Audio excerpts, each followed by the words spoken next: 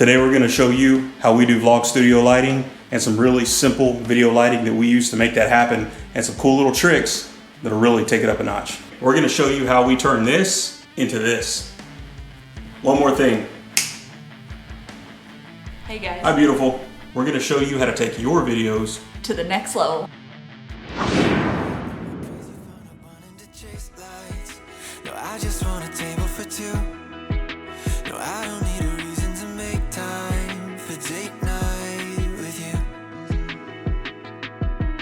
You and me alone, better than all the pictures on my phone. How could I not give in, baby? How could I ever say no? Too good to be true, but we're living our dream. Candlelight on the roof, but we're still in our jeans. It's you and I.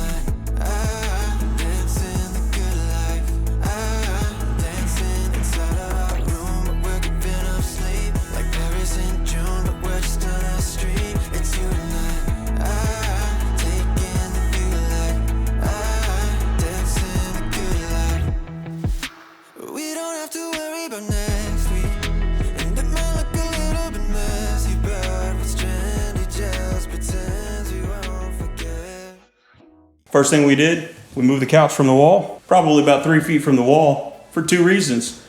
Number one, the eye really likes to see a little bit of depth between the subject and the wall. Number two, accent lighting. It gives us room to put some lights back there and really light up that wall and make it look awesome.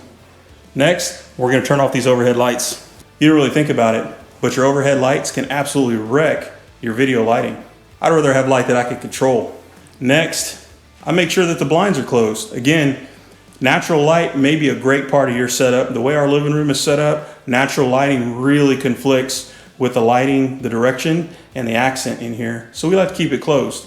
Sometimes we'll wait all the way until dark to shoot a video just so we don't have that bleed through on those windows. I don't think it's that bad. It looks cooler without it though. But if you have good natural lighting, it may work well for you. The first light I want to show you guys is a GVM SD 200R. It's a 200 watt LED light. This thing is a beast. Check it out, guys.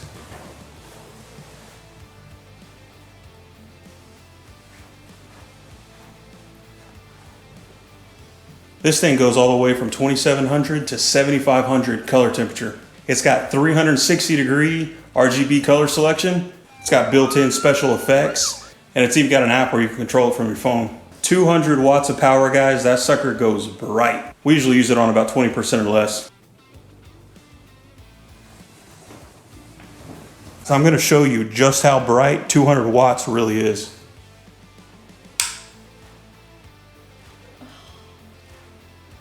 It's like looking directly at the sun. I think you can get a tan from this.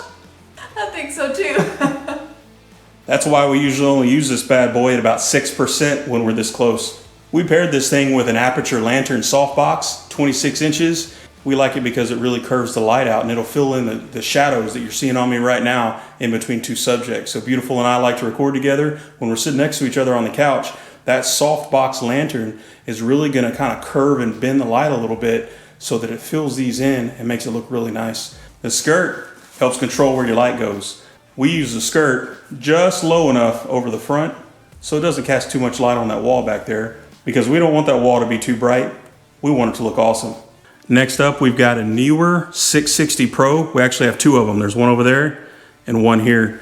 Put them at about 45-degree angles on your subject. You can even use one. Sometimes I'll put it way over here facing towards the couch from a slight angle. People call that a rim light. It'll kind of light up the hair. Some people call it a hair light. We've got a little softbox on here from Neewer. Definitely not my favorite softbox. It's hard to fit on there with the barn doors, but I could have taken those off as well, I guess. These Neewers are great. The batteries last forever on them. You've got brightness settings. You've got color temperature settings. And it comes with a power plug as well. I like the Neewers because they're battery operated. We got the battery pack for them. You can even take them outside on a day that's really overcast where you just don't have enough light. These Neewers also have app control, which is pretty cool. Which leads us to the next light. These are our next favorite lights, guys. These are the IVISII G2 pocket lights. RGB, full color scale. That's what it looks like. Those things are awesome. They really are. These things are awesome. It even comes with a cold shoe adapter so you can connect it to your camera. These things go the full color spectrum. We like blue. I'm gonna put it behind the couch and I'm gonna show you what it looks like. So this is a shot of just the wall with these two accent lights on. As you can see, we just kind of angle them up behind the couch so you can't really see them from the shot. If we come back here, you're pretty much limitless on what you could do with these accent lights. I think it looks pretty cool. I can't forget the stands, guys. This is a C stand from Neewer Pro. It's 100% metal. It's super beefy. It folds away. We use it here in the living room so that we can really stretch this GVM up as high as we can reasonably because we got the ceiling fan here. If you were in a bigger room, you could put this thing way up high and you could use it for overhead lighting as well. It's awesome. It's a great stand. Definitely don't get a cheap one because you don't want that sucker falling on you while you're recording. On the IVISIs, we've got these Amazon Basic stands. They're cheap and they work great. All right, guys, so here's a little bit of behind the scenes. We've got our Neewer 660s, GVM SD 200Rs. We've got the IVISII RGB lights in the back there.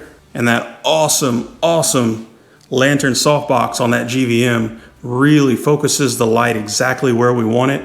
And if I come sit down next to Beautiful, I guess I'll move. if we just used a couple of Neewers at about 45-degree angles, there'd be a little bit of shadowing here in between us.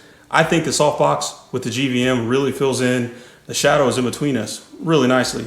There's a lot of great videos out there on lighting position, so I'm not gonna get too far into it. But basically a couple of lights at a 45-degree angle, it's not a bad way to go.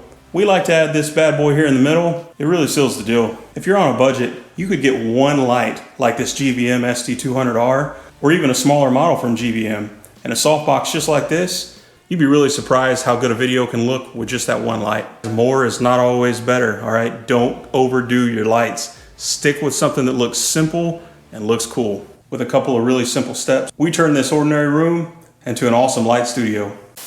Before I forget, guys, the links for everything we use are gonna be down below in the description. Y'all go check them out so y'all can see exactly what we're using here. Guys, I'm nowhere near a professional. There's a lot of other great content out there on video studio lighting.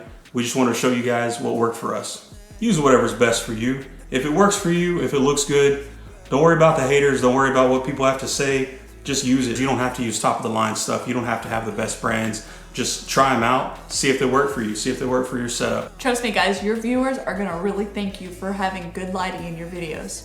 Really hope you guys like this video. I hope you found it useful. If you guys would subscribe to our channel, we would greatly appreciate it. We do farm vlogs and how-tos and really anything that we think would be useful to you guys. So y'all keep watching, follow along. We're gonna have some awesome content coming down the pipe for you guys. Thanks for watching.